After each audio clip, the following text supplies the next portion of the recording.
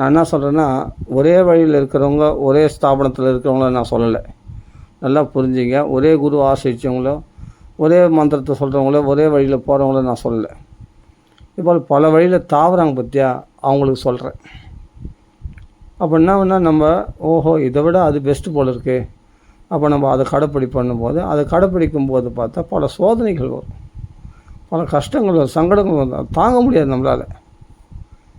நீ அதுக்கு போகிறது, அப்போ நம்ம ஏற்கனவே இருந்த இடத்துல இருக்கும்பொழுது பார்த்தா அந்த சோதனைகள்லாம் பார்த்தா இருக்காது. நல்லா இருந்திருக்கும், சூப்பராக இருந்திருக்கும், ஒன்று நல்லா வாழ வச்சுருக்கோம். ஆனால் பார்த்தா ஒன்றும் பெருசாக மிரக்கல் இல்லை, பெருசாக ஒன்றுக்கு ஆஹா ஓஹோன்னு இல்லை அப்படின்னு நினச்சதுனால நீ வேறு விஷயத்துக்கு தாவிருப்ப.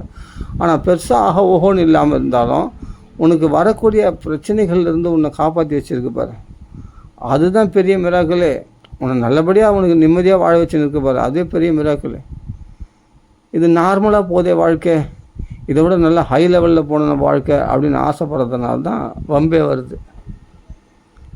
அதுக்கு தான் இருக்கிறத விட்டு பறக்கிறது ஆசைப்படக்கூடாது அப்படின்னு நேற்று போட்டேன். அதனால் என்ன கடைப்பிடிக்கிறன்றது முக்கியம் இல்லை, அந்த கடைப்பிடிக்கிறதுல நீ எவ்வளோ உறுதியாக இருக்கிற, எவ்வளோ விசுவாசம், எவ்வளோ திருட நம்பிக்கையோடு நம்ம கடைப்பிடிக்கிறோம், அதுதான் முக்கியம். இதை விட கோடி மடங்கு இன்னொன்று வசதின்னு சொன்னால் கூட இருக்கட்டும், அது வசதி அவங்களுக்கு வசதியாக இருக்கட்டும், நான் தப்புன்னு சொல்ல வரல, வசதியாக இருக்கட்டும். அதுக்காக நம்மளுடைய தர்மத்தை நம்ம விடக்கூடாது, நல்லா புரிஞ்சுக்கணும். எதை வேணாலும் செய்யுங்க. நான் என்ன சொல்ல, ராமநாமம் ராமநாமம் சரி ஓகே, பாகவதம் படிக்கிறேன் ஓகே, இல்லை நான் ராமநாமத்தை விட்டு பாகவதம் படிக்கிறேன், இல்லை பாகவத்தை விட்டு நான் வேறு நாமத்தை சொல்கிறேன், வேறு ஏதாவது, இல்லை ராமநாமத்தை படிக்கிறேன். நான் என்ன சொல்கிறேன்னா, ராமநாமம் வேறு இல்லை, பாகவதம் வேறு இல்லை. முதல்ல புரிஞ்சுக்கணும், பகவன் நாமமும் பாகவதமும் பகவானும் பகவத் பக்தர்களும் வேறு கிடையாது, இல்லை ராமாயணமோ வேறு கிடையாது, எல்லாம் ஒன்று தான். இருந்தாலும் நீ ஒன்று கரெக்டாக ஃபாலோ பண்ணிடும்போது உனக்கு நல்லா போயின்னு இருந்தது இல்லை லைஃபு, அதையே ஃபாலோ பண்ணால் போதும். மற்றதெல்லாம் அதுக்கு சப்ஸ்டியூட்டாக ஒன்றா வச்சுக்கலாமே தவிர இதை விட்டுட்டு அதை கடைப்பிடிக்கக்கூடாது. இதுதான் மெயின் பேஸ்மெண்ட்டே, இதுதான் மெயின் சப்ஜெக்டே இதுதான். அங்கே தான் குளறுபடி ஆகுது. நம்ம அதை விட்டுட்டு இன்னொரு தர்மத்தில் தாவும்போது தான் பிரச்சனையே வருது, சோதனைகள் வருது, கஷ்டங்கள் வருது. ஏன்னா உன்னை அழகாக ஒரு ப்ரோக்ராம் பண்ணி ஒன்று அழகாக வச்சுருக்கோம். அந்த நீ இப்போ ராமநாமா சொல்கிறேன்னா ராமநாமாவில் உனக்கு செட் ஆகிடும். எது ஒன்று உனக்கு நல்லா செட் ஆகிடுச்சோ அந்த செட்டான விஷயம் கடைசி வரைக்கும் அதுதான் நல்லது.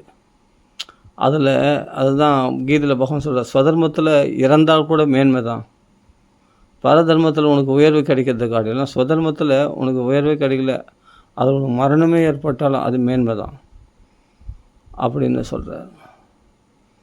ஏன் சொல்கிறேன்னா, ஆமாம் அதுதான் உனக்கு மேல்நிலையை கொடுக்கக்கூடியது. ஏன்னா அதுக்கு ஒரு தபஸ் இருக்குது. நாம் ஒன்று கடைப்பிடிக்கிறோம், ஆரம்பத்துலேருந்து ஒன்று இப்போ முழுசாக கடைப்பிடிக்கிறோம், அதுக்கு ஒரு தபஸ் இருக்குது. அது நம்மளை மேன்மையாக வாழ வச்சுருக்கோம். இப்போ நம்ம ஒரு ராமநாமத்தை கடைப்பிடிச்சிருந்தாங்க ஒருத்தர், டக்குன்னு அவங்க இஸ்கானுக்கு தாவிட்டாங்க, ஹரே கிருஷ்ணா ஹரே ராம, அப்போது சரியான அடிபட்டாங்க, பயங்கரமான கஷ்டங்கள் வந்தது அவங்களுக்கு. இப்போது எப்படின்னு தெரில. ஆனால் முன்னாடி நான் பார்த்தேன் ஒருத்தர் ராமநாமத்தில் நல்லா ராமநாமம் சொல்லியிருக்கும் போது அவங்களுக்கு மேன்மைகளாக வந்தது. டக்குன்னு அவங்க என்ன பண்ணாங்க, வேறு ஒரு தர்மத்தை கடைப்பிடிக்கிறேன்னு சொல்லிட்டு, அதான் இஸ்கானோ வேறு ஏதோ ஒரு தர்மத்தை அந்த ராமநாமத்தை விட்டு வேறு வழியில் தாவி அந்த முறைகளை கடைப்பிடிக்க ஆரம்பித்த உடனே ஒரே விபத்துக்களாக, ஒரே நோய்களாக, ஒரே கஷ்டமாக வந்தது அவங்களுக்கு. நேரில் நான் பார்த்தேன்.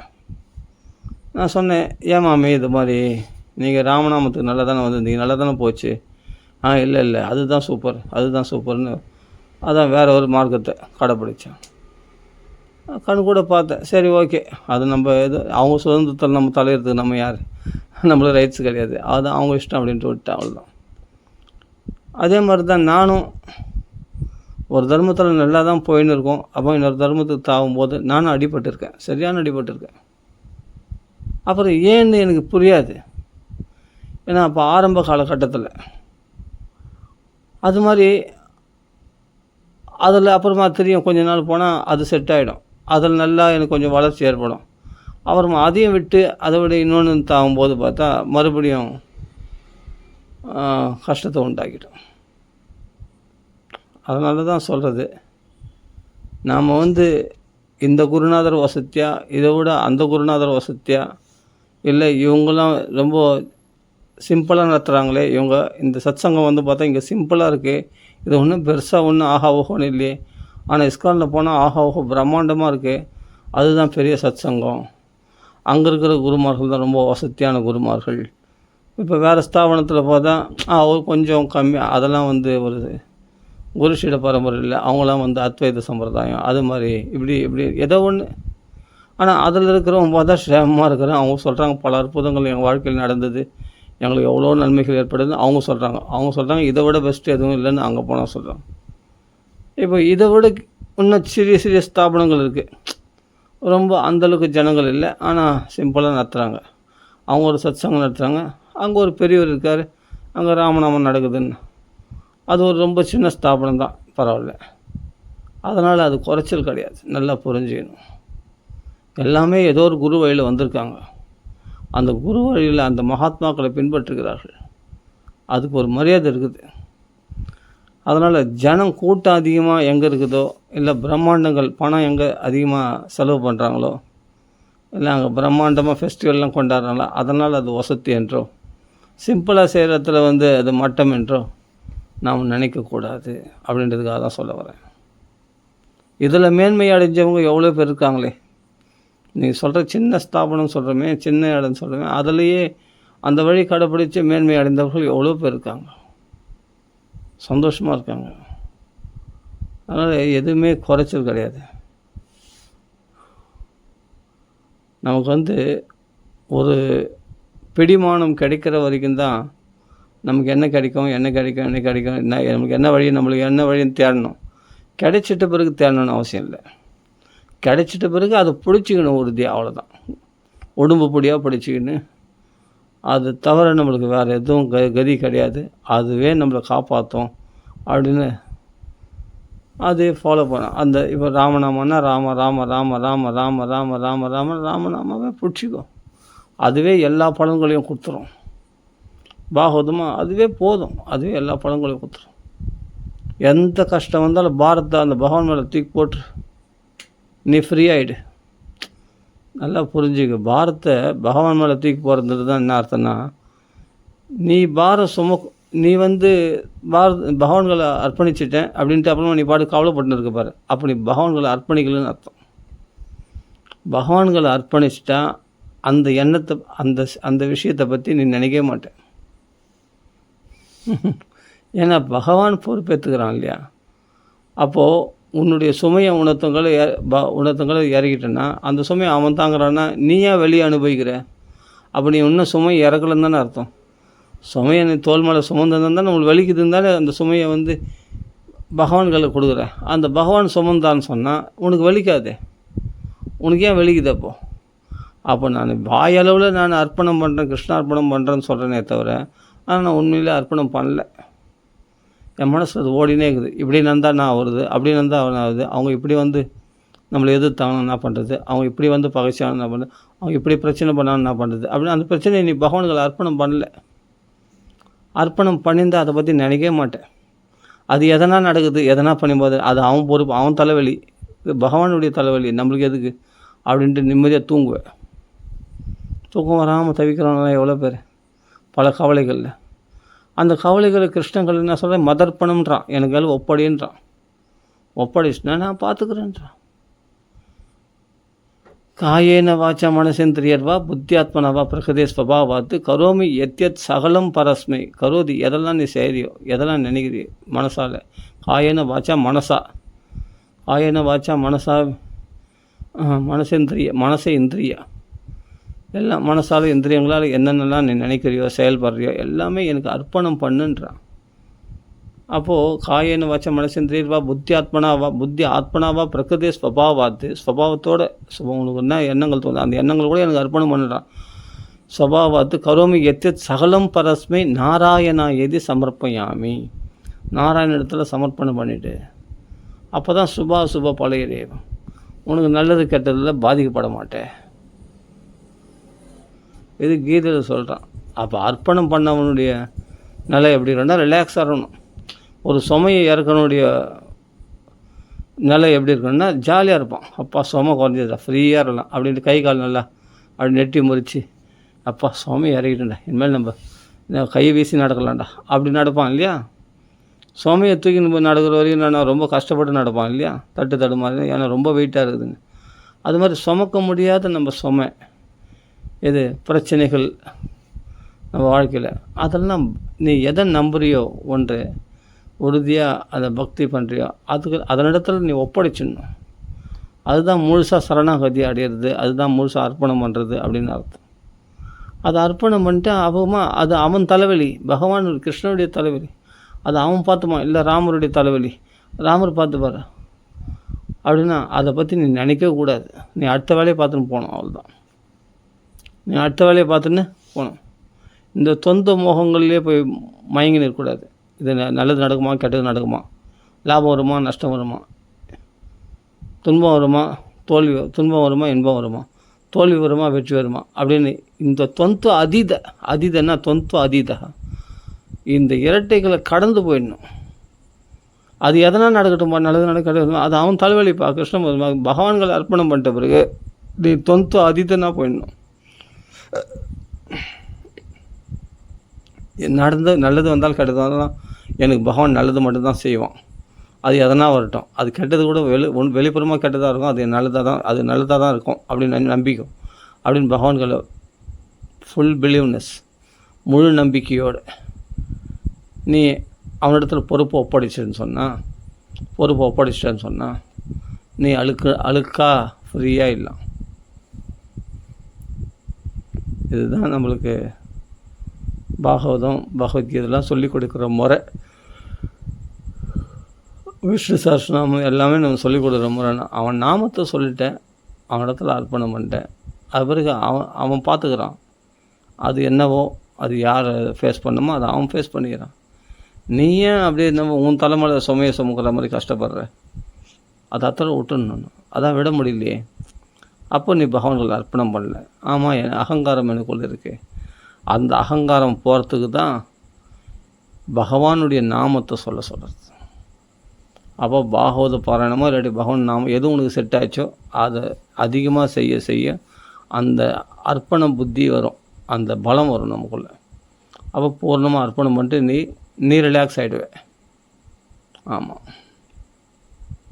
அப்போது பகவானே கேட்டு வாங்குகிறான், என்னை அர்ப்பணம் பண்ணுன்னு, என் திருவடியில் அர்ப்பணம் பண்ணு, என் திருவடியில் கொண்டு வந்து கொட்டு, நீ பண்ண கர்மாலாம் நான் பார்த்துக்கிறேன் அப்படின்னு சொல்கிறான். ஆனால் நம்ம செய்யறதில்லை. ஆனால் ஒரே விஷயத்தில் இருக்கும்பொழுது நாம் பல ரகசியங்கள் பகவான் மூலமாக நம்ம தெரிஞ்சுக்கிறோம், பல மகான்கள் மூலமாக. அதாவது ஒரே விதத்தில் இருக்கும்போது ஒரே விஷயத்தை நம்ம ஃபாலோ பண்ணும்போது அதில் பல ரகசியங்களை தெரிஞ்சுக்கிறோம். அதை நம்ம ஃபாலோ பண்ணுறதுக்கும் ஹேதுவாக இருக்குது.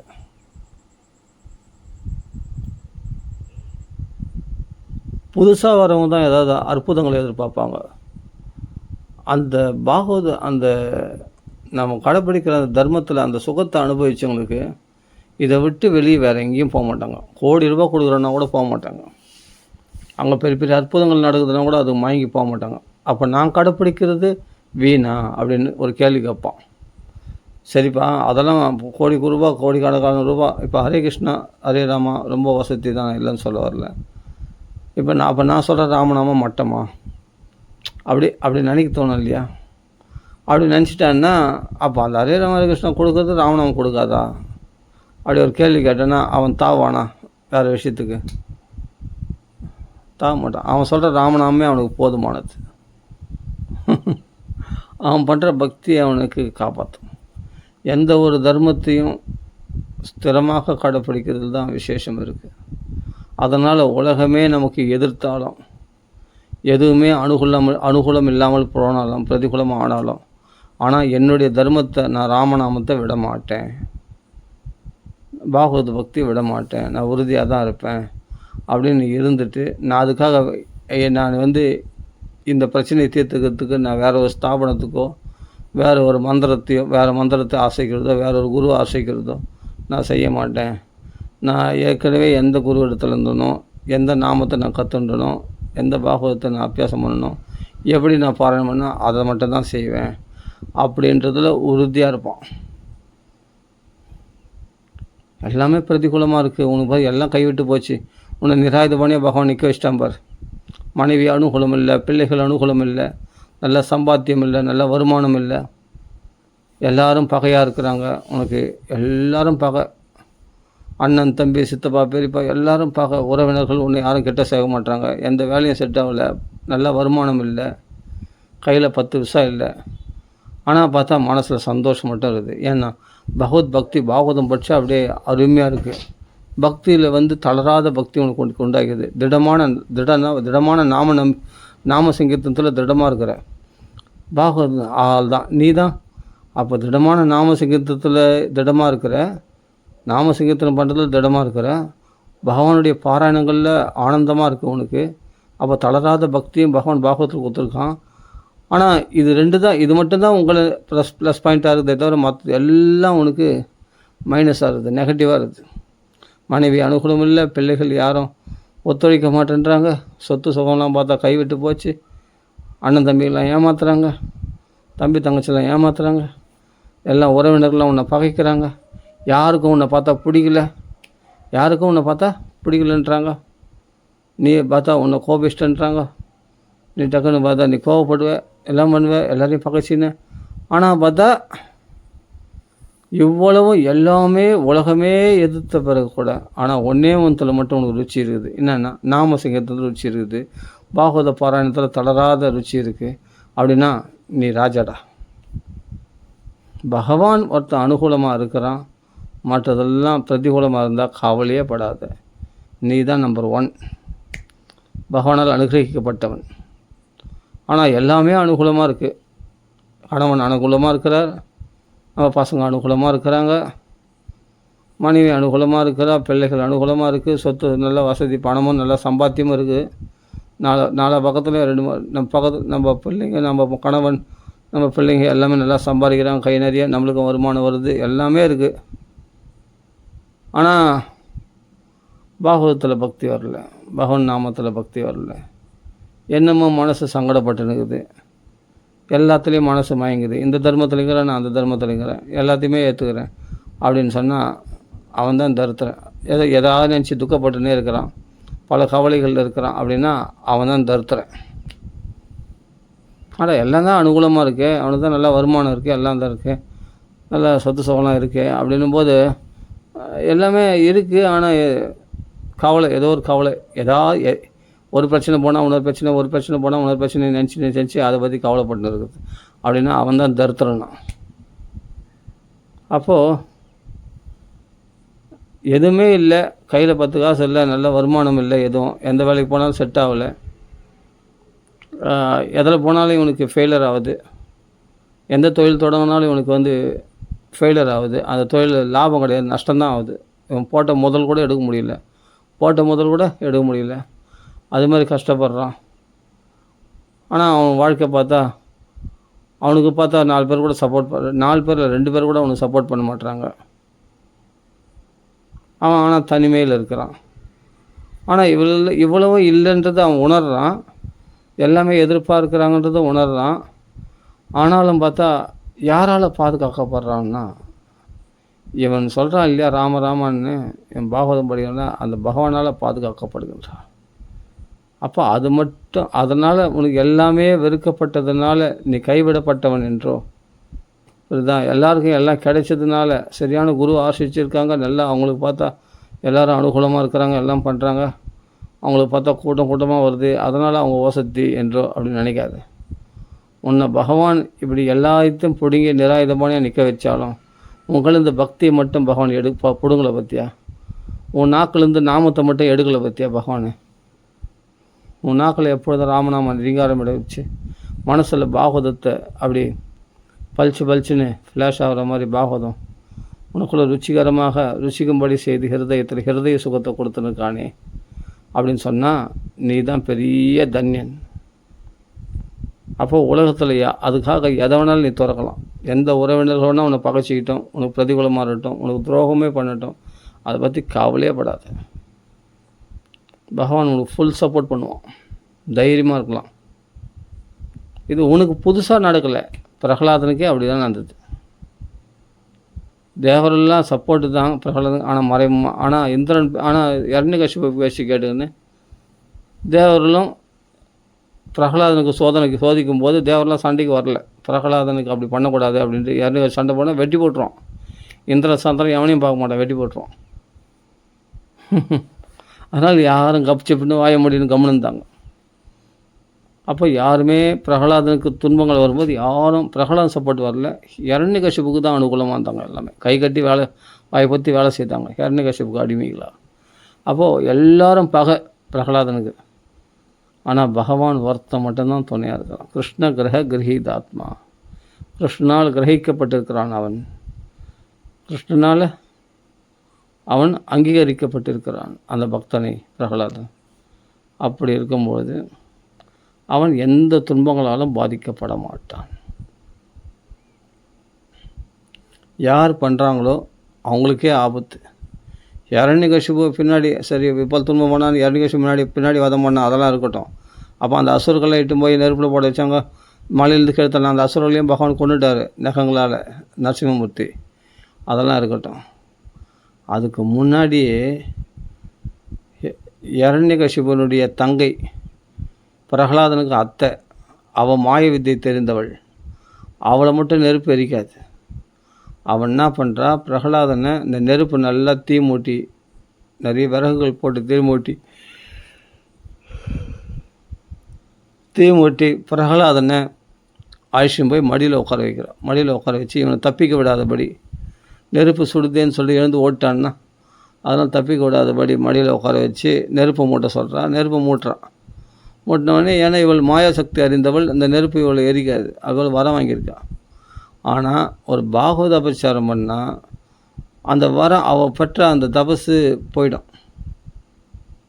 அவளுக்குள்ளே எந்த புண்ணியம் இருக்கோ அந்த புண்ணியம்லாம் போயிடும், இருக்கிற இந்த இடம் போயிடும். ஏன்னா பாகவத அபச்சாரம் பண்ணால். அப்போ பக்த பிரகலாதனை மடியில் உட்கார வச்சு தீ மூட்டும் போது எரியும் போது என்னன்னா, அவங்க அத்தை எரிஞ்சு அப்படியே எரியிறான். அவள் கத்துறான், என்னை காப்பாற்றுன்னு கத்துறான். ஆனால் யாரும் காப்பாற்ற முடியல, அதுக்குள்ளே எரிஞ்சு போயிட்டாவோ. ஆனால் பிரகலாதன் எப்படின்னா, நீ மட்டும் எப்படி எரியாமல் இருக்கிற அப்படின்னு கேட்குறானா. தாமரை மலர்கள்லாம் பரப்பப்பட்டு ஜில்லுன்னு இருக்கிற மாதிரி இருக்குதுப்பா, என் உடம்பு சுடலை அப்படின்றான் பிரகலாதன். இது என்ன ஆச்சரியம்.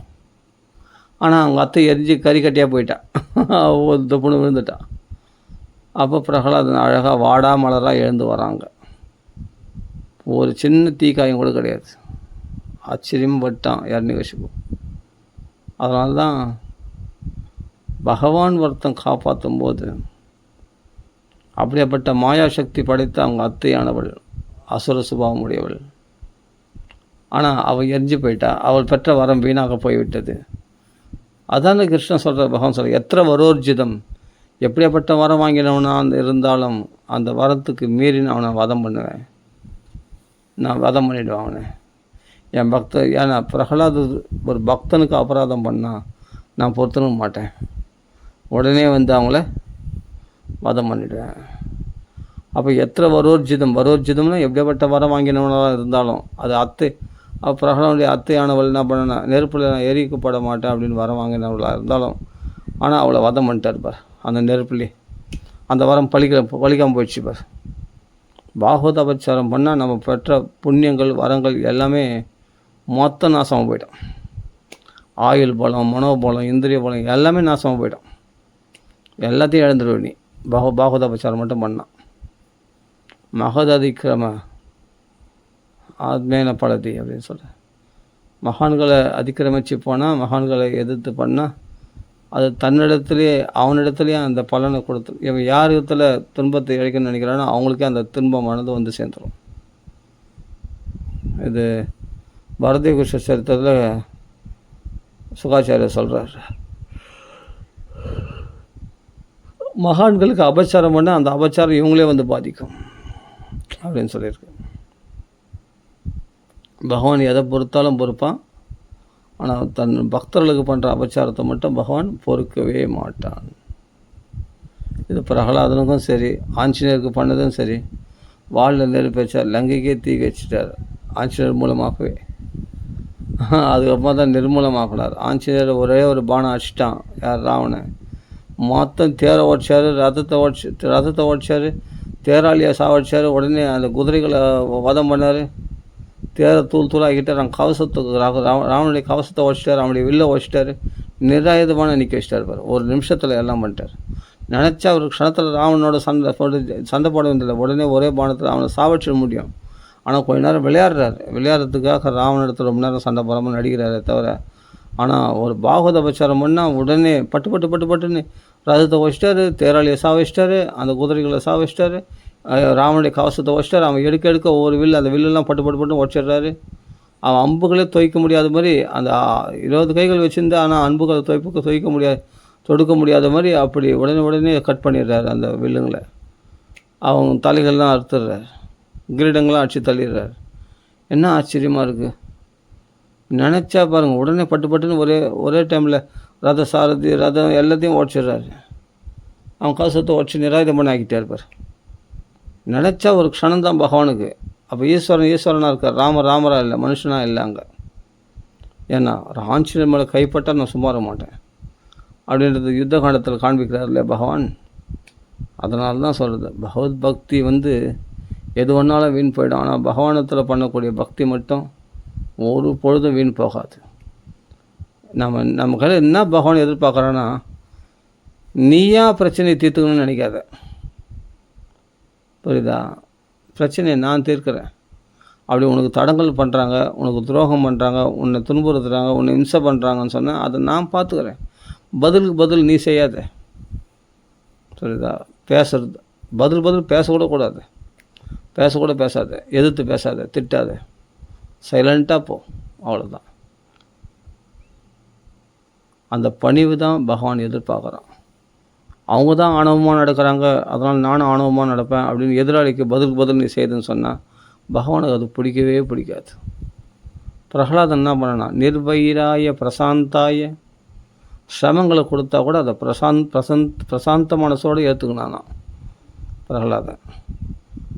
அதனால் அவரிடத்துல விரோதபாவமே பாராட்டலையா. நிர்வைராய, அப்போ அவர் கூட துன்பங்கள்னா பிரசாந்தாய அப்படின்னா அது சந்தோஷமாக ஏற்றுட்டான் அந்த சிரமங்களை. அப்படியே ஆகட்டும், அதை அனுபவிக்கிறேன் அப்படின்ட்டு. ஏன்னா கர்மா வினை கழிக்கணும் எப்படியோ ஒன்று. அது இதனால், இந்த துன்பங்களால், இந்த சோதனைகளால், இது மாதிரி நம்மளுக்கு கொடுக்குற இந்த கொடுமைகளால் நம்ம பாவம் கழிது விடு, அதுதான். ஒரே இந்த ஜென்மத்திலே மொத்தத்தையும் கழிச்சிடுவோம், எல்லா பாவத்தையும், எல்லா கர்ம வினையில் கழிச்சிடும் அப்படின்ட்டு கழிச்சிடுறாராம் பிரகலாதன். ஆனால் ஒன்றுமே பாதிக்கலை. அதான் ஒரு பியூட்டி. பகவானால் ரட்சிக்கப்படுறதுனால ஒன்றும் பாதிக்கலை. பிறருக்கு நல்லது விரும்புகிறவங்க எந்த துன்பங்களாலும் பாதிக்கப்பட மாட்டாங்க. புரியுது? அதனால் நாம் அனுஷ்டிக்கின்ற இந்த பாகவத தர்மம் ரொம்ப ரொம்ப ரொம்ப ரொம்ப விசேஷமானது. யோகிகள் ஞானிகள் கடைப்பிடிக்கிற தர்மங்களை விட இந்த பாகவதர்கள் கடைப்பிடிக்கிற இந்த பக்தி யோகம் ரொம்ப ரொம்ப விசேஷமானது அப்படின்னு சாஸ்திரம் தீர்மானமாக திருப்பி பாகவதத்தில் சொல்லியிருக்கு. என்ன யோக பதங்களால் அடைய முடியாத விஷயம் பக்தர்களால் அடைய முடியும்.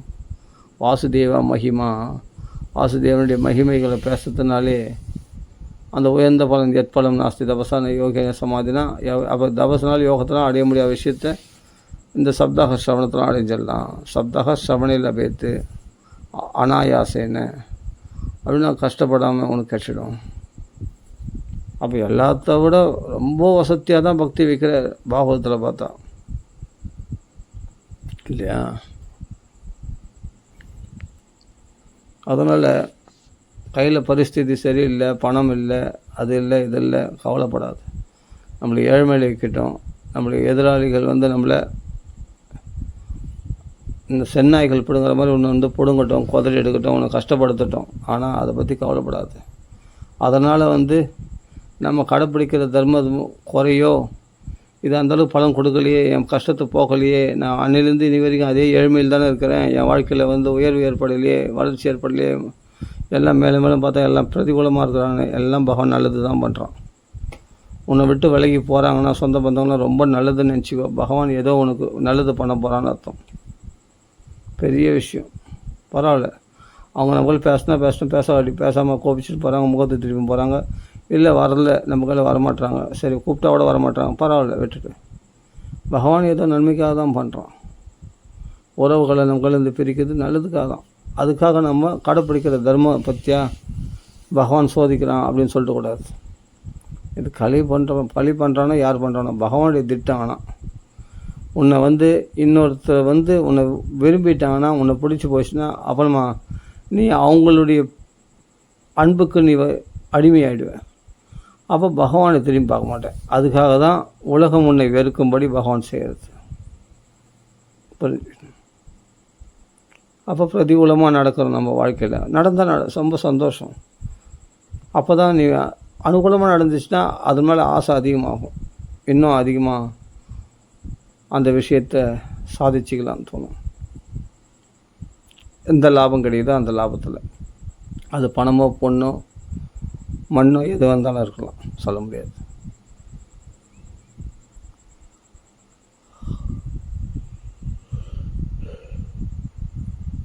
ஏதோ வெளியே போகிறதுக்கு ஒரு கார் வாங்கலாம். 4 கார் எதுக்கு வாங்குறான் ஒருத்தன்? அது அனுகூலமாக இருக்கிறதுனால தானே. ஒரு கார் வந்துச்சு, அப்போ இன்னும் 2 கார் வாங்கிறதுக்கு கையில் காசு இருக்குது அப்படின்னு அனுகூலமாக இருந்ததுனால தானே 4 கார் வாங்குறேன். நீ அதை பிடிங்கிட்டேன் உங்களேருந்து, அந்த பணத்தை பிடிங்கிட்டேன். கையில் 10 வருஷம் இல்லை, ஆமாம் பரிஸ்திதி சரியில்லை அப்படின்னா நம்ம இல்லைன்ட்டு நிம்மதியாக இருந்துருவேன். இருக்குது ஆனால் என்னால் அனுபவிக்க முடியலன்னா தான் ரொம்ப கஷ்டமாக இருக்கும்.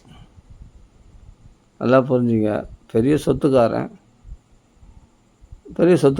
திடீர்னு பார்த்தா ஒரு பிரச்சனை, ஒரு அண்ணன் தம்பி தகராறு.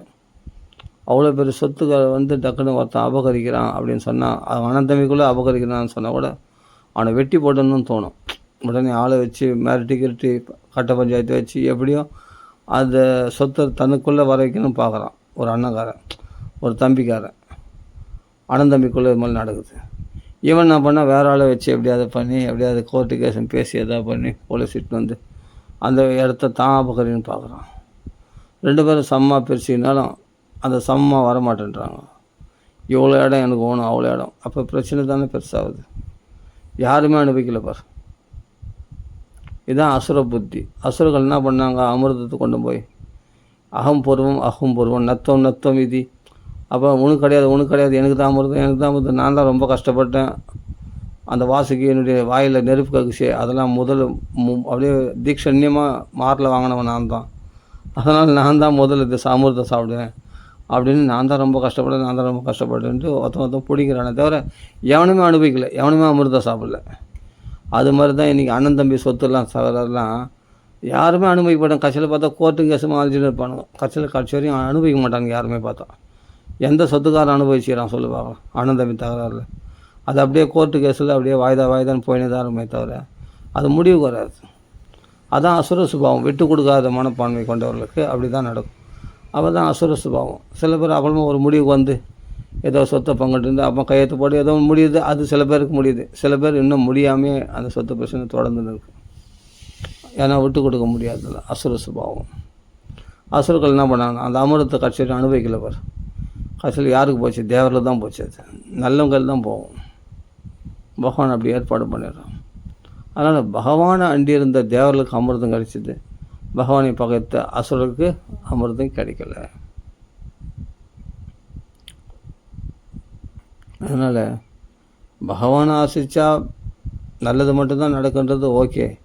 ஆனால் அதுலேயே எத்தனை தகராறு இருக்கு. ராமனா கிருஷ்ணனா, நான் இந்த நாமா சொல்கிறதா அந்த நாமா சொல்கிறதா, இந்த ஸ்தாபனத்துக்கு போகிறதா அந்த ஸ்தாபனத்துக்கு போகிறதா, அந்த குரு ஆசிரியதா இந்த குரு ஆசிரிய, இதுலேயே குழப்பங்கள் இருக்குது பற்றியா? அதுதான் கொடுமை. இந்த சத்சங்கம் பெஸ்ட்டாக எல்லா சத்சங்கம் பெஸ்ட்டு, எல்லா குருமார்களும் பெஸ்ட்டு, எல்லா ஸ்தாபனங்களும் வசதி தான். ஆனால் உனக்கு எது செட் ஆச்சு? எது உனக்கு ரொம்ப மனசுக்கு அந்தராத்மாவுக்குள்ளே உனக்கு பெரிய உதவி செய்தது? எது உனக்கு ரொம்ப பிடிச்சது? எது உனக்கு கம்ஃபர்டபுளாக இருக்கும், அனுகூலமாக இருக்கும்? எதை ஒன்று கடைப்பிடிக்கும் போது பல பலன்கள் கொடுத்துது, உன்னை சேமாக வாழ ஃபஸ்ட்டு உனக்கு நிம்மதி கொடுத்தது எது? சாந்தி கொடுத்தது எது? அதை பிடிச்சிக்கோ, அவ்வளோதான். அதுக்கப்புறமா 1000 பேர் 1000 கோடி ரூபா கொடுக்குறன்னா கூட மாறவே மாறாது. அந்த ஒன்றுத்தில் கட்சி வரையும் ஸ்திரமாக நின்று. இப்போ நான் ராமநாமம் விட்டு வேறு எந்த நாமத்துக்கு நான் போக மாட்டேன். அதே மாதிரி பாகவதம் படிக்காமல் என்னால் இருக்க முடியாது. பாகவதம் படிப்பேன், ஏன்னா அது ருச்சிகரமானது. என் சுபாவம் அது. சுபாவத்தை அனுபவத்தோடு இருக்கும்போது அதை எப்படி விட்டு கொடுக்க முடியும்? விட முடியாது. அப்போ நான் ராமநாமத்தை விட்டு இப்போ நான் வேறு நாமத்தை சொல்ல மாட்டேன். ஏன்னா ராமநாமம் தான் எனக்கு இஷ்ட நாமம், ராமநாமம் தான். இப்போ ஹரேராமா சொல்கிறோன்னா ஹரேராமா நீங்கள் சொல்லுங்கள், உங்களுக்கு அது இஷ்டமான. ஆமாம், நீங்கள் அதை மாறக்கூடாது, ஸ்டடியாக இருக்கணும். நான் அதான் அப்படி தான் சொல்லுவேன். நீங்கள் இல்லை ஹரேராமா ஹரேகிருஷ்ணா வந்துட்டு நான் ராமநாமாவே வந்துட்டேன் அவங்க கூட அப்படின்னு. இல்லை நீங்கள் கடைப்பிடிக்கிற அந்த ஹரேராமா ஹரேகிருஷ்ணா தான் பெஸ்ட்டு. அதுதான், அதை நீங்கள் கரெக்டாக ஃபாலோ பண்ண. அதை விட்டு வேறு எதுவுமே நீ தாகக்கூடாது. இன்னொரு நாளைக்கு இப்போ ராமநாமத்து வருவீங்க, டக்குன்னு ஒன்றத்தில் வந்து நான் ஹரே கிருஷ்ணா ஹரே ராமா தாங்க சொல்லணும், ஹரே ராமா ஹரே கிருஷ்ணா சொல்லக்கூடாதுங்க. சரி வாங்க நீ அங்கே வாங்க அப்படின்னு சொல்லிட்டு கூப்பிட்டானா அங்கே போயிடுவேன். அப்போ வேறு ஒரு இடத்துல பாசுரங்கள்லாம் அவங்கெல்லாம் படிப்பாங்க, அவங்கெல்லாம் கீர்த்தனையாக பாடுவாங்க. அங்கே போனேன்னா உடனே அங்கே போயிடுவேன். இல்லை இன்னொரு விதத்தில் பார்த்தா அவங்கள பாசுரங்களை நான் திவ்ய பிறந்தோடைய பெருமைகளை பேசுவாங்க. அதை பேசினா அதை வாங்கி அப்போ அதில் இப்படியே காலம் பூரா மாறி மாறி. ஆனால் பகவத் தர்மத்தில் தான் இருக்கிறேன். ஆனால் எத்தனை குருமார்களை நீ மாற்றுவ, எத்தனை ஸ்தாபங்களை தாவ, இதெல்லாம் நமக்கு ஒத்து வராது. ஆனால் ஒரே வழி, ஒரே ஸ்தாபனம், ஒரே தர்மத்தை கடைப்பிடிச்சுன்னு போனால் நிம்மதியாக இருக்கும், ஆனந்தமாக இருக்கும். அதில் பெருசாக பலன் கிடைக்காட்டி போகுது. ஆனால் நான் இதை விட மாட்டேன் அப்படின்னும் போது தான் பகவான் பார்ப்பான். எப்படி பலி சக்கரவர்த்திக்கு பார்த்தா வருண பாசங்களால் கட்டப்பட்டாச்சு, மற்ற சொத்தும் பிடிக்கிட்டார் வாமனர். ஒரு அடியால் பூமி ஆழ்ந்துட்டார், 2வது அடியால் சொர்க்கலோகத்தையும் ஆழ்ந்துட்டார். 3வது அடி மண்ணி அங்கன்னு கேட்டால் தன்னுடைய சிரசை தரான். அப்போ மொத்தம் பகவானுக்கு 3வது அடியை பலிசக்கரத்துடைய சிரஸ் ஆகி போச்சு. அப்போ பலிசக்கரத்துடைய சொத்தை மொத்தத்தையும் அபகரிச்சிட்டார், பலிசக்கரத்தையும் தனக்கு சொந்தமாகிட்டார். இப்போ நான் பலிசக்கரவர்த்தி அது மேலே வருண பாசங்களை கட்டுப்பட்டார். சொத்து சுகங்களில் மொத்த சொர்க்கம் அவனுடைய பதவி எல்லாத்தையும் பறிச்சிட்டார். குருவினால் வேறு சபிக்கப்பட்டார். எல்லாம் பாருங்கள், குருவால் சுக்கராச்சாரியர் சபிக்கப்பட்டார். இப்போ சுக்கராச்சாரியர் ஹெல்ப் பண்ண மாட்டார். நான் சுக்கராச்சாரிய பேச்சு இவன் கேட்கல விஷ்ணுக்காக. ஆனால் விஷ்ணு பார்த்தா யோதுவான்னு பார்த்தா அவனே எதிர்ப்பாக இருக்கிறான். நான் மொத்தத்தையும் பிடுங்குறான். அவன் பூமி ஒரு அடியால் ஆழ்ந்துட்டு சொர்க்கலோகத்தையும் பிடுங்கின்னு நிராயுதமான நிற்க வச்சிட்டான் பலி சக்கரவர்த்தி. இப்போ நான் குருவும் கைவிட்டு பகவானும் கைவிட்டு யார் வாமனர் யாசம் கேட்டு மொத்தத்தையும் பிடிங்கின்னு. அப்போது அசுரர்களும் பார்த்தா விஷ்ணு பாஷலாக அடிபட்டு அவங்களும் பாதாள லோகத்தை ஓடி போயிட்டாங்க. அவங்களும் ஹெல்ப் பண்ண முடியாது, ஏன்னா அவங்க பலவினர்கள் ஆகிட்டாங்க. இப்போ யார் தான் ஹெல்ப் பண்ணுவாங்க? அப்போது குருவும் கைவிட்டாச்சு. தெய்வம் பார்த்தா தானம் பண்ணால் சின்ன காலை காட்டி பெரிய காலை காட்டி ஏமாற்றி நமக்கு மொத்த சொத்தை அபகரிச்சிருச்சு. இப்போ அவனுக்கு என்னன்னா ஒன்று தான், சத்திய நிஷ்டையில் உறுதியாக இருக்கணும். அந்த சத்தியத்தை மட்டும் விடலையாம். சொத்தை விட்டானா, சுகத்தை விட்டானா, தன்னுடைய சொத்துக்கள்லாம் அபகரிக்கப்பட்டு தன்னுடைய ஜனங்களாகிய அசுரர்களும் விஷ்ணு பாஷலால் அடிக்கப்பட்டு அவர்களும் கைவிட்டு போயிட்டு விட்டார்கள். இப்போ வருண பாசங்களால் கட்டப்பட்டிருக்கிறான் பலி சக்கரவர்த்தி. இப்போ காப்பாற்றுறதுக்கு யாருமே இல்லை. பிரகலாதர் வந்தார். சரி, பிரகலாதரால் தன்னுடைய பலத்தை வச்சு காப்பாற்றலாமேன்னா அவர் போய் என்ன சொல்கிறார், நீ கொடுத்த சொத்து இது என்ன விளையாட்டு இது? நீ பலி சக்கரவர்த்திக்கு நீ தானே கொடுத்த சொத்தை, அது நீயே அபகரிச்ச.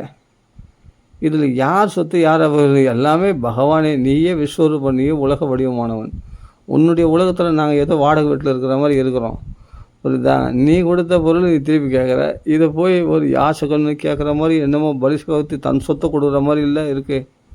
இது என்ன நாடகம் நாராயணா அப்படின்ட்டு பிரகலாத ஸ்தோத்திரம் பண்ணுறார். அப்போ தான் பகவான் புரிஞ்சுக்கிட்டார், ஜெயிக்க முடியாது என் மாயை ஜெயிச்சிட்டே, இது எல்லாம் என்னுடைய சொத்து, ஆத்மாவசியம் இதம் சர்வம், எல்லாமே பகவானுடைய வசமானது, பகவானுக்கு சொந்தமானது. அவன் படைத்த உலகமாச்சு, அவனுக்கு இல்லாத உரிமை வேறு யாருக்கு? அப்போ அவனுக்கு தானம் பெருசாக தானம் பண்ணிட்டான், பலி சக்கரவர்த்தி தானம் பண்ணிட்டான் அப்படின்னாரு. 3 அடி மண் கிடையாது, அவன் பொருளை அவன் திருப்பி வாங்கி போனான், அவள் தான் பலி சக்கரத்துக்குலேருந்து அப்படின்னு பிரகலாதன் சொல்கிறார். சப்புனாக்கிட்டார் அங்கே. அதான் உண்மை. அப்போது இந்த பக்தி மட்டும் சோதனை காலத்தில் உறுதியாக இருந்துட்டோன்னா அப்படியேங்கப்பா அப்புறம் பகவான் ஜெயிக்க முடியாது, என் மாயை ஜெயிச்சிட்டானே, 3வது அடி மண் எங்கடான்னு கேட்டால் தர முடியாதுன்னு சொல்லிடலாம், ஏதாவது பொய் சொல்லிடலாம். யார்? பலி சக்கரவர்த்தி. பொய் சொல்கிறத விட பெரிய பாவம் உலகத்தில் எதுவும் இல்லை அப்படின்னு சொல்லி 3வது அடிமை சொத்தை உடையவன் உயர்ந்தவன் அல்லவா, அதனால் என் சிரசில் 3வது அடி மண்ணை எடுத்துக்கும் அப்படின்னு தன்னையும் ஆத்ம நிவேதனம் பண்ணிட்டான். இப்படி எல்லாத்தையும் பிடுங்கின ஒரு பகவானத்தில் வெறுப்பு உண்டாகுமா? அதுக்கு மேலே என்னால் கொடுக்க முடியும்னு சொல்லிட்டு தன் உயிரை அர்ப்பணம் பண்ணுவானா? இது என்ன ஆச்சரியம் பாருங்க. இப்படி தான் நம்மளுக்கு எவ்வளோ சோதனைகள் வந்தாலும் நான் வேறு தெய்வத்தை போகிறேன் அப்படின்னு போகக்கூடாது. நான் கொடுத்த தான தர்மம் இல்லை அப்படின்னு போய் சொல்லக்கூடாது. ஆனால் பரிசு போய் சொல்ல பார், சத்தியத்தில் திடமாக இருந்தான் பார். என் சொத்து சுகம் எல்லாத்தையும் அழிஞ்சால் கூட பரவாயில்ல, நான் சத்தியத்திலேருந்து விலக மாட்டேன். அந்த சத்தியமே சத்தியமேவ ஜெயத்தே, அந்த சத்தியத்தையே தெய்வமாக வணங்குபவனாகிய, அந்த சத்தியஸ்வரூபியாகிய பகவானை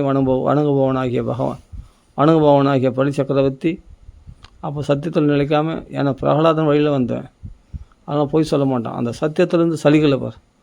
அதனால் ஜெயிக்க முடியாத பகவான் விஷ்ணு மாயை ஜெயிச்சிட்டான் அவன். பலி சக்கரவர்த்தி பகவானே சொல்கிறான் வாய்க்கால, ஜெயிக்க முடியாதுன்னு மாயை ஜெயிச்சிட்டானே அவன். ஆச்சரியப்பட்டு வேண்டிய எல்லாம் சுக்கராச்சாரியால் அக்குருவால் கைவிடப்பட்டவன். மனைவி பார்த்தா தானம் பண்ணுறதுக்கு ஒத்துக்கிறா, அவளை தடுத்தாலா அவளும் ஒத்துக்கிறா. அவளும் பார்த்தா ஜாலக மாலினி, அவளே தீர்த்த பாத்திரம் கொண்டு அவளே தாரவாத்து கொடுக்குறா, மொத்தம் பூமியை நீங்கள் கொடுங்க பகவானுக்கு அப்படின்ட்டு. அவளும் தடுக்கலை. குருமாரும் பார்த்தா கைவிட்டார், அசுரலும் பார்த்தா ஓடி போயிட்டாங்க. இவனுக்கு ஹெல்ப்பு யாருமே கிடையாது. வர்ண பாசத்தில் பார்த்தா வேறு கட்டி போட்டுட்டான். மற்ற சொத்தும் இல்லை, சுகமும் இல்லை. இவனுக்கு எந்த வேலைக்காரலும் கிடையாது. தனி காட்டு ராஜாவாக இப்போ தான் தனி மரமாக நிற்கிறான். இப்போது எல்லாராலையும் கைவிடப்பட்ட நிலை பலி சக்கரவர்த்திக்கு. ஆனால் இந்த சமயத்தில் கூட நான் சத்தியத்தில் நான் பொய் சொன்னேன்னு சொல்கிற பற்றியா, அதனால் நீ நரகத்தில் இருக்க, நீ உண்மையை சொல், நீ கொடுத்த வாக்கை காப்பாற்றி உன்னை நீ மீட்டுக்கோ, அது வரைக்கும் நீ கட்டுப்பட்டு இரு அப்படின்னு சொல்லிட்டு வர்ணபாசத்தினால கருடாழ்வார் மூலமாக கட்டுப்படுத்துறாரு பகவான். கருடாழ்வார் தான் கட்டிடுறாரு பலி சக்கரவர்த்தியை வர்ணபாசங்களால். ஓகே பரவாயில்ல, ஆனால் தலை கொஞ்சோண்டு இருக்கான். அப்போ தான் பிரகலாதம் சொல்கிறார், நீங்கள் கொடுத்த உலகத்தை நீங்கள் திருப்பி கேட்குறீங்க, இதெல்லாம் பலி சக்கரவர்த்தி தானம் பண்ணுறது என்ன சாமி, இது விடம்பணும், இதெல்லாம் அந்த நாடகம்லாம் போதும் நிறுத்துங்க அப்படின்னு சொல்கிறார். அப்போ தான் பிரகலாதா, போகேன புண்ணியம் குசலேனப்பா, நீ புண்ணிய பாவங்களை கழிச்சிட்டு அப்போ என்னை அடைவாயாக, நீயும் சுதர்லோகத்துக்கு போய்ட்டு வா. பலி சக்கரவர்த்தி கவலைப்படாத, 3வது அடி மண் உன் தலையில் அளக்க மாட்டேன், நீ என்னுடைய சொத்தாயிட்டு, இனிமேல் உன்னை காக்க வேண்டிய பொறுப்பு என்னுடையது, அதனால் வாயில் காப்பனால்னா உனக்கு இருக்கிறேன், சுதர்லோகத்தில் போ அப்படின்றார். தேவர்களே பார்த்து புறம்படக்கூடிய அளவுக்கு செல்வ சௌக்கியங்கள் அங்கே அதிகமாக இருக்குது. அங்கே போய் சந்தோஷமாக இருக்குது. வரப்போகிற சாவர்ணி மண்வந்தரத்தில் நீ தான் இந்திரன் ஆகப் போகிறாய். அப்போவும் நான் உனக்கு வாயில் காப்பாலேருந்து உனக்கு காவலாக சகல விதத்திலையும் உன்னை ரட்சிப்பேன் அப்படின்ட்டு பகவான் அனுகிரகம் பண்ணுறான். யார்? பலி சக்கரவர்த்திக்கு. அதுதான் ஆச்சரியம்.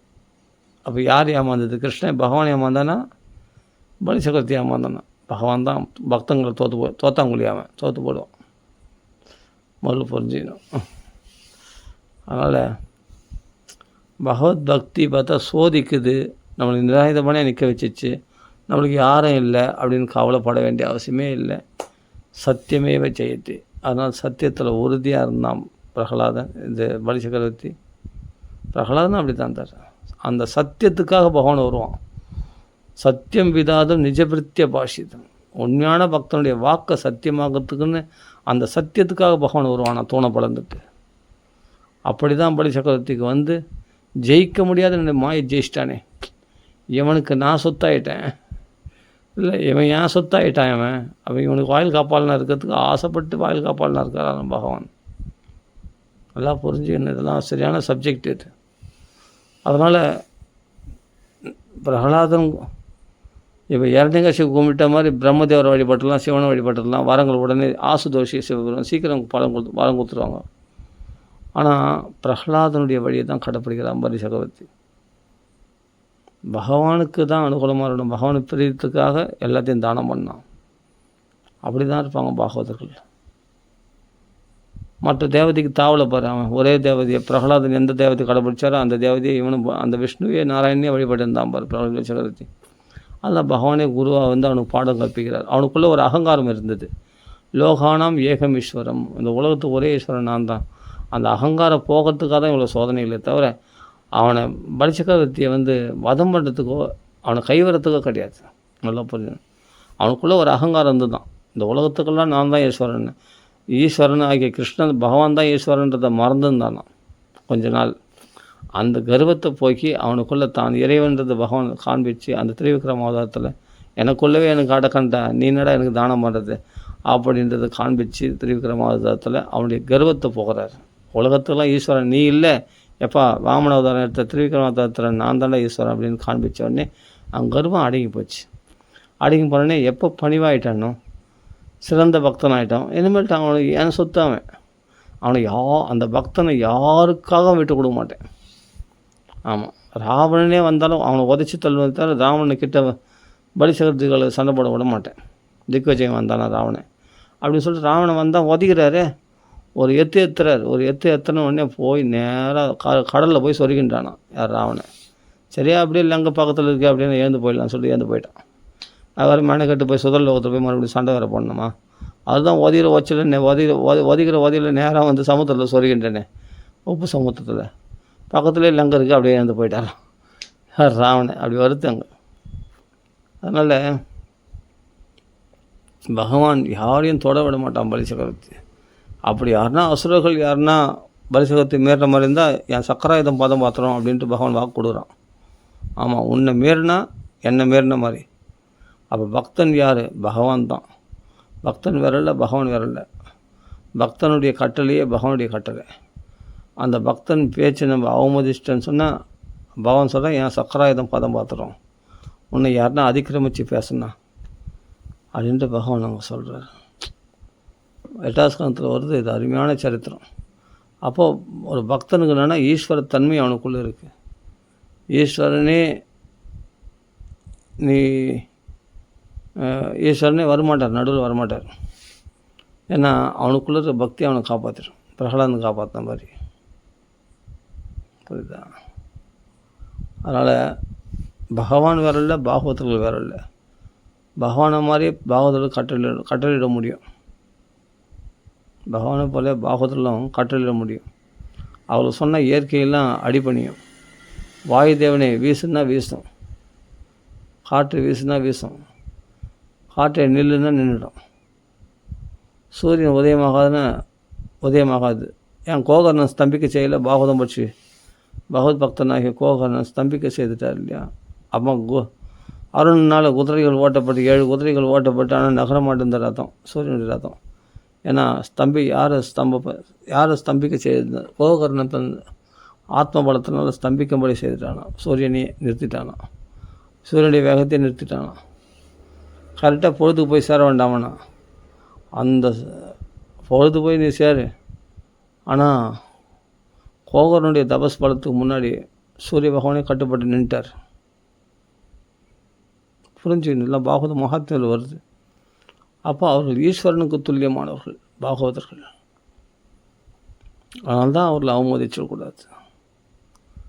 அவங்களுக்காக பகவான் எதையும் கட்டுப்படுத்த முடியும் இல்லையா? சர்வேஸ்வரன். சரி, அதனால் அந்த மகாத்மாக்கள் எந்த நிலையில் இருந்தாலும் பகவான் கைவிட மாட்டான். அப்போது அந்த சத்தியத்துக்காக, அந்த பக்தருடைய வார்த்தை சத்தியத்துக்காக பகவான் ஒரு அவதாரம் எடுப்பான். பிரகலாதனுக்கு ஒரு நரசிம்ம அவதாரம் போல் பலி சக்கரவர்த்திக்கு ஒரு வாமன அவதாரம், பலி சக்கரவர்த்தி 2வது அவதாரம், வாமன அவதாரம், அப்புறம் திருவிக்ரம அவதாரம். பலி சக்கரவர்த்திக்காக அவனுடைய பிள்ளை பானாசுரனுக்காக ஒரு கிருஷ்ண அவதாரம் எடுப்பார் பகவான். அந்த தலைமுறையை ரட்சிக்கிறதுக்காகவே பல அவதாரங்கள் எடுக்கிறான் பகவான். அதனால் பக்தின்றது சாதாரணமான விஷயம் இல்லை. பக்தியில் பல நுணுக்கங்கள் இருக்கலாம். உனக்கு ரிலாக்ஸாக தெரிஞ்சுக்கோ. எப்பவுமே மனசை சந்தோஷமாக வச்சுக்கோ. ஹர்ஷ சித்தம் சமாவாக. யாருக்கும் பயப்படக்கூடாது. தப்பாக இருந்தால் நம்ம எதை செய்யறது தப்பாக இருந்தால் உலகம் நம்மளை இரிட்டேட் பண்ணுவேன், திட்டம் போகிறாங்க, அடிச்சும் போகிறாங்க, திட்டம் போகிறாங்க. ஆனால் நீ தப்பாக செய்த பரவாயில்ல, தப்பாக செய்ய தப்பு இல்லை, திருத்திக்கலாம் விடு அப்படின்னு ரிலாக்ஸாக இருக்கணும். ஐயோ தப்பு வந்துச்சு பயப்படவும் கூடாது. புரியுதா? பிற இடத்துல நம்ம பதில் அவங்கள பழி வாங்கவும் கூடாது. எதனா செய்தாங்கன்னா இருக்கட்டும், சரி, ஓகே, ஆமாம், நான் அப்படி தான், பரவாயில்ல, என் மேலே குறையா இருக்கட்டும் அப்படின்ட்டு போயிடுங்க. அதுதான் பெஸ்ட்டு. அவங்க பேசுறதுக்கு நம்ம திருப்பி பேசி பிரச்சனை பெருசாகக்கூடாது. அதனால் பகவான்களை பாரத்தை ஒப்படைக்கிறவன் தான் போய் சண்டை போட மாட்டான். பகவான் பார்த்துட்டு விட்டுருவான்.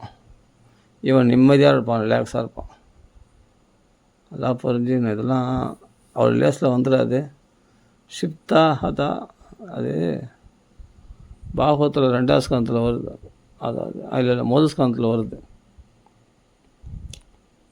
பரிசுத்து கழுத்தில் பாம்பு போட்டான், சமீகப்த கழுத்தில். ஆனால் அதை பற்றி பேசவே பேசல. ஆனால் தன் பிள்ளை ஸ்ருங்கின்றவன் தக்ஷனால் 7 நாள் சாபம், 7 நாள் மரணம் அப்படின்னு பரிசுத்த சாபம் கொடுத்தான் பற்றியா, அதை நினச்சி புலம்புறாரு சமீத மகர்ஷி. என் பிள்ளை தெரியாமல் தப்பு பண்ணிட்டான், பகவானே மன்னிச்சுடு. பக்குவம் இல்லாதவனே, ஏன்டா அந்த ராஜாவுக்கு அப்படி பண்ணேன், ஏன்டா அப்படி ராஜாவை சபிச்சேன் அப்படின்ட்டு பிள்ளையை திட்டுறாரு, பிள்ளையை கண்டிக்கிறார். அவனால் தானே உலகத்தில் களி தலையெடுக்க முடியாமல் களியே நிற்கிறவங்க பண்ண அந்த பரிசுத்து. ஆனால் தானே உலகத்தில் கலியுகம் நடக்கிற சமயத்தில் இந்த சமயத்தில் திரேத யுகம் நடக்கிற மாதிரி இருந்தது. புரியுதா? அப்படியேப்பட்ட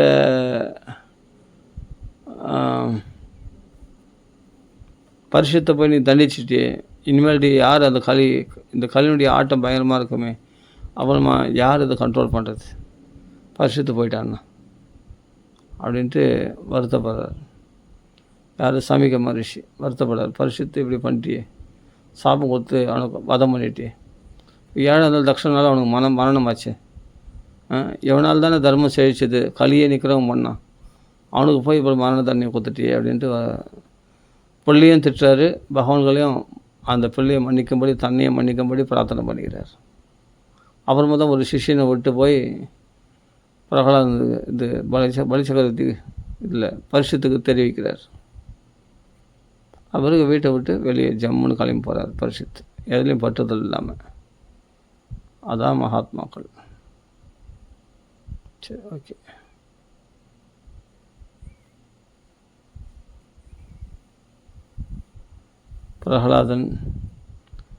பிரகலாதனுக்கு நரசிம்ம அவதாரம், பலிசக்கரவர்த்திக்கு வாமன அவதாரம், திரிவிக்ரம அவதாரம். பக்தனுக்காகவே பகவான் அவதாரம் எடுக்கிறான் பார். ஆனால் விசேஷமாக இருக்குது பார்க்கறதுக்கு, கண்கொள்ளா காட்சி.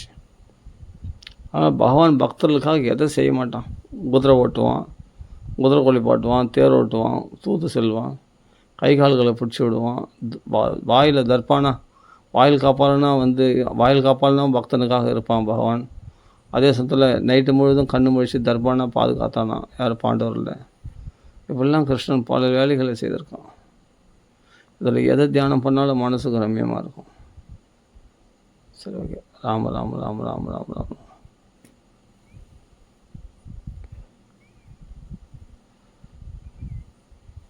பகவானுடைய செயல் ஒரு மிராக்கள் நடக்குமா, அதிசயம் நடக்குமா, ஏதாவது கிடைக்குமா அப்படின்னு எதிர்பார்க்கக்கூடாது.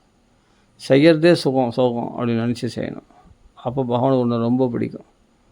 அதே சமயத்தில் பாகவதம் படிக்கிறோம், அந்த பற்றற்ற தன்மைகள்லாம் நாம் கொஞ்சம் மானசீகமாக கடைப்பிடித்தாலே பகவான் ரொம்ப சந்தோஷம் அடைந்து நமக்கு வேண்டிய வரங்களை பகவான் கொடுப்போம். சரி, ஓகே. ராம ராம ராம ராம ராம. அதனால் இருக்கிறத விட்டு பறக்கிறதுக்கு ஆசைப்படுது. இக்கரைக்கு அக்கறை பச்சையாக தான் தோணும், ஆனால் பச்சையாக இருக்காது. அங்கே போனால் 1008 பாலிட்டிக்ஸு, பிரச்சனை, சண்டை எல்லாமே இருக்கும். அதனால் நம்ம இருக்கிற இடத்துல இருந்தால் தான் மரியாதை. நாம் கடைப்பிடிக்கிற இந்த ராமநாமே போதுமானது, நம்ம படிக்கிற இந்த பாகவதமே போதும். எனக்கு வார்த்தை அர்த்தம் தெரிஞ்சுக்கணும். அங்கே சொல்கிற மாதிரி பாகவதம் நான் படிக்கணும், இங்கே சொல்கிற மாதிரி பாகவதம் பண்ண, அவங்க சொல்கிற மாதிரி புரிஞ்சுக்கணும், இவங்க சொல்கிற மாதிரி, இதெல்லாம் வாக்குவாதம் பண்ணாத, இந்த பிரச்சனையிலே தலையிடாத. உனக்கு என்ன பகவான் அனுபவம் கொடுத்தானோ அதில் சந்தோஷப்படு, அதில் சந்தோஷப்பட்டு ஆனந்தப்படு, அதில் ஸ்திரமாக இருந்துக்கும், மாறாத. அதுதான் கிடைச்ச பகவான் கொடுத்த அனுபவத்தில் ஆனந்தப்படு. அது குறையோ அப்படின்னு நினைக்காது, குறையாவே இருந்தாலும் அது குறையா நினைக்காது. உன்னுடைய தர்மத்தில் ஸ்திரமாறு, வேறு தர்மத்தில் பிரவேசிக்கக்கூடாது அப்படின்னு தெரிஞ்சுக்கணும். அப்படி இருந்துட்டால் உலகமே நம்மளை எதிர்த்தாலும் நம்ம அறியாமலே ஒரு சிரிப்பு வரும். என்னடா எல்லாம் கைவிட்டு போச்சு, சொத்து சுகம் கைவிட்டு போச்சு, நம்மளை எல்லாம் பகைக்கிறாங்க, நம்ம வீடும் பார்த்தா மனைவி குழந்தைகள் ஆடுறாங்க, நம்ம பார்த்தா ஆள முடியல. ஏன்னா மனைவி அனுகூலம் இல்லை, பிள்ளைகள் அனுகூலம் இல்லை, அது மாதிரி இருக்குது. அதே மாதிரி நல்ல வருமானம் இல்லை. எல்லாம் பார்த்தா எந்த வேலை போனாலும் செட் ஆகலை. அது 1 மாதம் 2 மாதம் கூட தாக்கு முடியல. ஏன்னா அங்கே அந்த வேலை எனக்கு செட் ஆகலை அப்படின்னு சொல்லிட்டு வந்துடுறேன். அப்போ எப்படி வருமானம் வரும்? வருமானமும் இல்லை, சம்பாதிக்கவும் தெரில, உலகத்தில் பிழைக்க தெரில. கணவன் மனைவி குழந்தைகளும் பார்த்தா அனுகூலமாக இல்லை, தம்பி தங்கச்சிலாம் அனுகூலமாக இல்லை, சொத்து சுகம்லாம் இழந்துட்டேன், எல்லாம் கஷ்டப்படுறேன். ஆனாலும் பார்த்தா ஒன்றே ஒன்று மட்டும் அனுகூலமாக இருக்குது.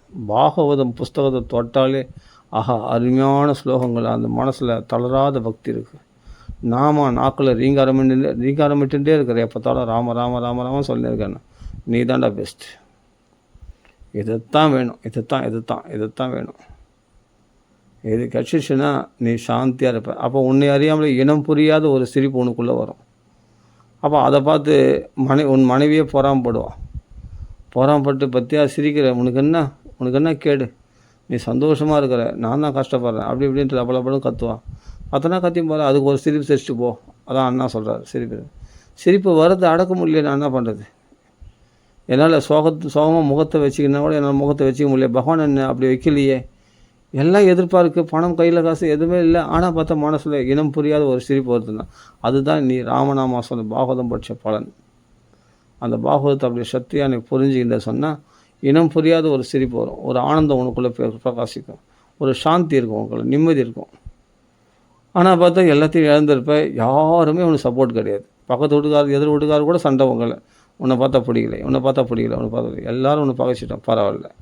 ஆனால் ஒரு சாந்தி மட்டும் உனக்குள்ளே இருக்குது. எப்போ பார்த்தாலும் ஒரு சிரிச்ச முகத்தோடு இருக்கிற சிரிப்பு உனக்கு இயற்கையாக வந்துட்டே இருக்குது. உன்னால் கண்ட்ரோல் பண்ணச்சோட கண்ட்ரோல் பண்ண முடியல. ஏன்னா மனைவி வந்துட்டோன்னா நம்ம சந்தோஷமாக இருந்து பார்த்து பிடிக்கல, பொறாமப்படுறா அப்படின்னா, அனுகூலம் இல்லாத மனைவி அப்படி தான் பொறாமப்படுறான்னா உடனே அவளுக்காக பயப்படணும், அதனால் சோகமாக முகத்தை வச்சோன்னா முடியாது உன்னால். அப்பவும் ஒரு சிரிச்சு நேர் பண்ணி பாடுங்க. அவர்களே பொறாமப்பட்டு கஷ்டப்பட்டு எரிஞ்சு அவங்களே அடங்கிடுவாங்க. அப்புறமா நீ பாட்டுக்கு எப்பொழுதும் சிரிச்ச முகத்தோடு இருக்கணும். எல்லாமே பிரதிகூலமாக இருக்குது, அவளுக்கு எல்லாமே அனுகூலமாக இருக்குது. அவங்க அம்மாவெல்லாம் சப்போர்ட் பண்ணுறாங்க, அம்மா வீட்டை சப்போர்ட் பண்ணுறாங்க, மனைவி பிள்ளைகள்லாம் சப்போர்ட் பண்ணுறாங்க, எல்லாமே இருக்குதுன்னா எல்லாம் அனுகூலமாக இருக்குது. ஆனால் பார்த்தா துன்பப்பட்டு இருக்கான். கணவன் சந்தோஷப்படுறதை பார்த்து பொறாமப்படுறான். இது மாதிரி இருக்காங்களே ஒரு குடும்பத்தில்.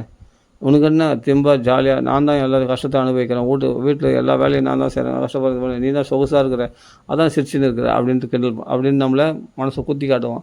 அதுக்கும் ஒரு சிரிப்பு சிரிச்சுன்னு போயிடணுமா. அதான் நான் சொல்கிறார். அந்த சிரிப்பு எங்கேருந்து வருதுன்னா, என்னால் சிரிப்பை அடக்க முடியல, நான் என்ன பண்ணுறது? ஏன்னா எனக்கு என்னென்னா, எந்த நிலைமை நான் எல்லாராலும் கைவிடப்பட்ட நிலைமையில் இருக்கிறேன்னு தெரியும். ஆனால் என்ன அறியாமல் சிரிப்பு வருதே, அது ஆத்மார்த்தமாக வருதே, அதுதான் பகவான் செயல். நீ படித்த பாகவதம், ராமாயணம், நீ சொல்கிற ராமநாமம் எங்கே படம் கொடுத்து பற்றியா? இது மாதிரி எல்லாமே எதிர்ப்புகளாக இருக்கிற இந்த சமயத்துலேயும் ஆனால் பகவான் அனுகூலமாக இருக்கிறதுனால தான் உன்னை அறியாமலே இனம் புரியாத ஒரு சிரிப்பு, ஒரு ஆனந்தம் உனக்குள்ளே மிளிர்கிறது அப்படின்னு தெரிஞ்சுக்கோ. இது யார் கொடுக்குற சந்தோஷம்? நீ என்ன 2 லட்டு சாப்பிட்டியா தித்திப்பா, அதனால் சந்தோஷமா? இல்லை. பூந்தி ஜாங்கிரி அதெல்லாம் எதுவும் சாப்பிடல. அப்போ பெண்ணாசை இல்லை, ஒரு அழகான பெண்ணு உனக்கு கிடைச்சாலா அதனால் சிரிக்கிறியா? அதுவும் கிடையாது. இல்லை திடீர்னு இழந்த சொத்து மறுபடியும் மீண்டும் பெற்று விட்டாயா? இல்லாட்டி புதுசாக யாருன்னா சொத்து உனக்கு ஃப்ரீயாக கொடுக்கணும்னு சொன்னாங்களா, வீடு எழுதி கொடுக்கணும்னு சொன்னாங்களா, கார் பங்களா எழுதி கொடுங்க, அதனாலலாம் சந்தோஷம் கிடையாது. அப்போ எல்லாமே எதிர்பார்க்குது. ஆனால் இனம் புரியாத ஒரு சந்தோஷம் உனக்கு எங்கேருந்து வருது? அதான் தெரியலையே. அதான் காட் கிஃப்ட். அவன் வரம் பெற்றவன், அவன்தான் வரம் பெற்றவன், அவன்தான் வரிஷ்டன், அவன்தான் சிறந்தவன். ஏன்னா அவனுடைய பக்தி கிடைச்சப்ப எவ்வளோ எல்லா எதிர்ப்புகள் இருக்கும்போது கூட என் பக்தியை விடாமல் திருடமாக பிடிச்சினா பற்றியான்னா, அந்த பக்தி கிடைச்ச பரிசு அவனுக்கு சாந்தி சாந்தி சாந்தி, சந்தோஷம்.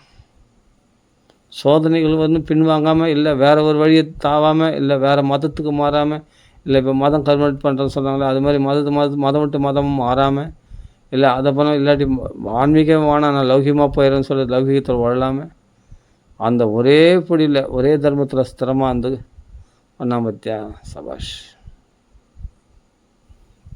அவன்தான் வாழ்க்கையை சக்ஸஸ் பண்ணுவேன். அவனுக்கு நான் அனுகூலமாகிடுவேன். அவனுக்கு நான் வீட்டு மெய் காப்பாளன போய் நிற்பேன். அவனை யார் வேணால் கைவிட்டான், ஆனால் நான் கைவிட மாட்டேன். அப்படியேப்பட்ட பக்தன் நான் அப்படின்னு இருப்பாராம் பகவான். அதனால் நம்ம ஒரே தர்மத்தை, அந்த தர்மத்தை விட்டு பொய் சொன்னால் தப்பு இல்லைன்ற சுக்கராச்சாரியர் சொன்னால் கூட நான் பொய் சொல்ல மாட்டேன் அப்படின்னு உறுதியாக இருந்தான் பற்றியா பலி சக்கரவர்த்தி. அதாங்க பலி சக்கரவர்த்தி. பிரகலாதனுடைய பேரன். அந்த பக்தர் வழியை பின்பற்றணும். அசுரகுரு இவர் எல்லாம் அதர்மங்களையும் சொல்லிக் கொடுப்பார், அசுரர்களை வளர்க்கக்கூடியவர் சுக்கராச்சாரியர். ஆனால் அதை ஏற்றுக்க மாட்டேன்றான். பொய் சொன்னால் தப்பு இல்லைன்னு வேறு சொல்கிறாரு, ஆனால் அதை ஏற்றுக்க மாட்டேன்றான். பொய் சொல்கிறத விட தப்பு வேறு என்ன தப்பு இருக்கும்? பெரிய தப்பு. பொய் சொல்கிறத விட ஒரு பெரிய தப்பு உலகத்தில் இருக்கா அப்படின்றாரு இவர். யார்? பலி சக்கரவர்த்தி. அதான் பொய் சொல்ல மாட்டேன்றாரு. அதனால் என் பேச்சு மீறியான்னு சொல்லிட்டு உனக்கு எல்லா ஐஸ்வர்யத்தையும் இழப்பாங்கண்ணா. அந்த ஐஸ்வர்யத்தை இழப்பேன் அப்படின்னு சொன்னதுனாலே ஐஸ்வர்யத்தை இழந்துட்டார். ஆனாலும் பிரசயசியா அப்படின்னு பதம் இருக்குது. ஆமாம், பிரசயசியா அப்படின்னா அந்த பணத்தில் சொத்து சுகம் ஐஸ்வர்யமானது லக்ஷ்மி நாராயணம் விட்டு போயிடுச்சு. சொத்து சுகம்லாம் விட்டு போயிடுச்சு. யார்? நீ எல்லாத்தையும் இழப்புன்னு சொன்னார் இல்லையா? யார்? சாபம் கொடுத்தா இல்லையா சுக்கராச்சாரியர்? அந்த சாபம் பழிச்சிச்சு. மொத்தத்தையும் கிருஷ்ணர் பகவான் வாமனத்தை திரிவிக்ரமாவதத்து மொத்தத்தையும் பிடிங்கிட்டார். மூலகத்தை ஒரு அடியாலையும் சொர்க்கலோகத்தில் 2வது அடியாலும் அளந்துட்டார். எல்லாத்தையும் பிடிங்கிட்டார். ஏன்னா குரு கொடுத்த சாபம். சுக்கராச்சாரியார் எல்லா செல்வத்தையும் இழப்பாயாக இழந்துட்டான். ஆனால் ஒன்றே இழக்கலை, சத்தியத்தை மட்டும் இழக்கலை. அந்த பக்தி பகவானத்தில் உள்ள நம்பிக்கை இழக்கலை. அந்த சத்தியத்தில் உறுதிய நிஷ்டையாக இருந்தால் பற்றியா 3வது அடி மண்ணை என் சிரசை வச்சுக்கின்னு அந்த சத்தியத்துக்காக பகவான் தெய்வமே இறங்கி வந்துடும். தேவதைகள்லாம் அலறிடும். ஹரிச்சந்திரன் சந்திரமதியை வெட்ட போகும்போது தேவரெல்லாம் அலறாங்க. ஏன்னா சத்தியத்துக்கு சோதனை வந்தால் தேவரெல்லாம் அவங்களால தாக்கு பிடிக்க முடியாது, உடனே உடையாந்துருவாங்க எல்லா தேவர்களும். அவ்வளோ சத்தியத்துக்கு சோதனை வந்தால் சீதாதேவி அக்னி பிரவேசம் ஆகும்போது தேவரெல்லாம் வந்துட்டாங்க. பிரம்மதேவரெல்லாம் நாராயணா சனாதன பரபிரம்மே அப்படின்னு சொல்லிட்டு ராமர ஸ்தோத்திரம் பண்ண அகம் மானுஷம் பண்ணின்றாங்க. கிடையாது, நீ நாராயணன், தயவுசெய்து இந்த போதும் இந்த கொடுமையெல்லாம் வேணாம், சீதையை அக்னி பிரவேசம் பண்ண வைக்காது அப்படின்னு சொல்லி தேவர்கள். அப்போ தசரதரே வந்துட்டாராம் சொர்க்கலோகத்துலேருந்து தடுக்கிறதுக்கு. சீதை அப்படி பண்ணக்கூடாது, இது பண்ணக்கூடாது. சங்கரன் சிவபெருமானே வந்துட்டாராம் தசரதரோடு சேர்ந்து.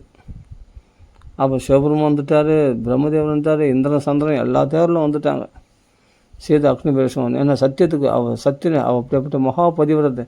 அப்படி தர்மத்துக்கு ஒரு சோதனை வருதுன்னா உடனே தேவதைலாம் அலறி போயிடும். சத்திய சோதனை வந்தால் உடனே தேவதைகள்லாம் நடுநடுங்கி போயிடும். அவனை பிரத்யட்சமாகிடும் தேவதைகள்லாம். பண்ணாத இந்த அநியாயம் பண்ணாத, சீதை நெருப்பில் போடாது.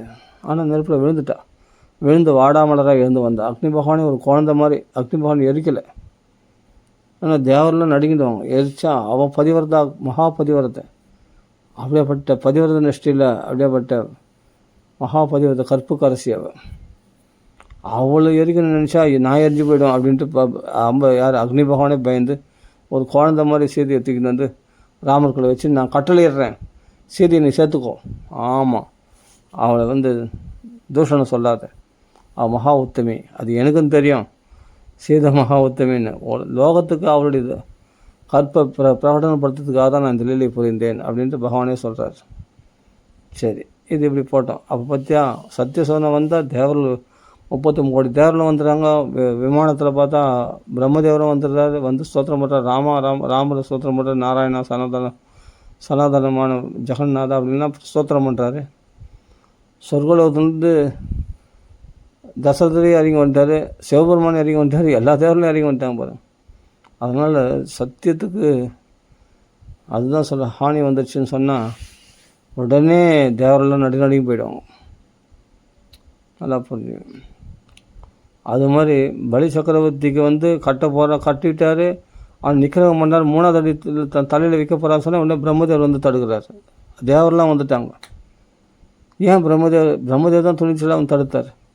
3வது அடி மண்ணை ஏன் வைக்கிறேன் பகவானே? அப்போ அவன் சத்தியத்தில் உறுதியாக இருக்கான் இல்லையா? அந்த சத்தியத்தில் உறுதியாக இருக்கவனுக்கு சோதனை வந்தால் தேவதைகள்லாம் வந்துடுமா அவன். ஏன்னா இப்போ 3வது அடி மண்ணு தலையில் வச்சா அவன் நிற்கிறவங்க பண்ணிட்டு வரான். அவன் தலையை அழுத்திட்டார்னா பூமியில் போட்டு அவன் செத்து போய்டும். யார்? பலி சக்கரவர்த்தி. அப்படி அவனை நிற்கிறவன் பண்ணாதுன்னு சொல்லிட்டு பிரம்மதேவரெலாம் தடுக்கிறாங்க.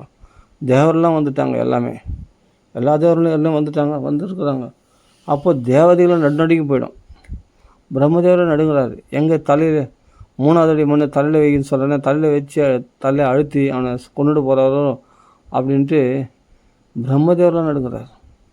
அப்படி ஒரு பலி சக்கரத்துக்காக வரல. பலி சக்கரத்துக்கள் இருக்கிற சத்தியத்துக்காக மற்ற தேவதைகள்லாம் அலறுதான். எப்படி ஹரிச்சந்திரனுடைய சத்தியத்துக்காக தேவதைகள்லாம் ஓடியாந்தாங்களோ, சந்திரமதி வெட்டாதுன்னு கடைசியில் வெட்டலை, அது கழுத்தி மாலையாக போயிடுச்சு சந்திரமதிக்கு.